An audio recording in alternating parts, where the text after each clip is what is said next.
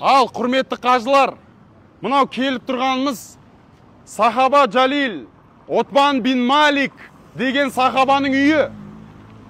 Осы жерде ол кісі тұрған, осы жерде өмір сүрген, осы жерге кіріп, пайғамбар алейхиссалату вассалам қонақ болған.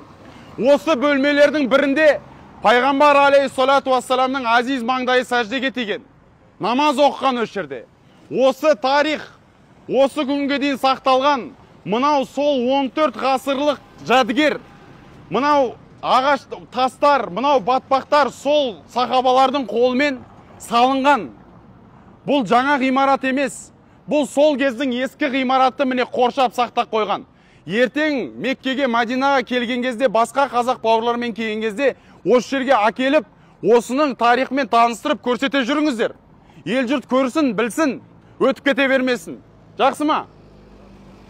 Құрметті қажылар, мынау Жұма деген мешіт. Бұл мешітке енді көп адамдар басқа экскурсияларда келмейді, мен сіздерге ашығын айтайын. Басқалардан сұрасаңыздар болады, Жұма мешітін көрдің бе, көрмедім деп айтады, мен сізге айтайын.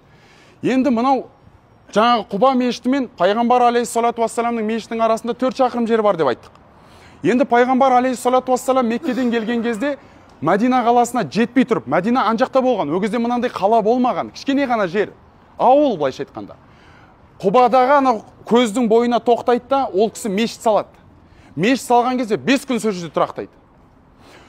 Бейсенбіден жұмаға қараған таңда ана жерден жаңағы өзінің мешітінің тұрған жеріне қарай жол тартады ол кісі.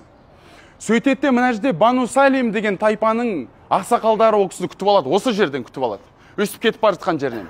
Сол кезде ол кісілер айтады: "Я Расулалла" дейді. "Сіз ана жақта біздің ағайындарымыздың үйіне тоқтадыңыз" дейді. Енді біздің үйіміздің қасынан өтіп бара жатыр.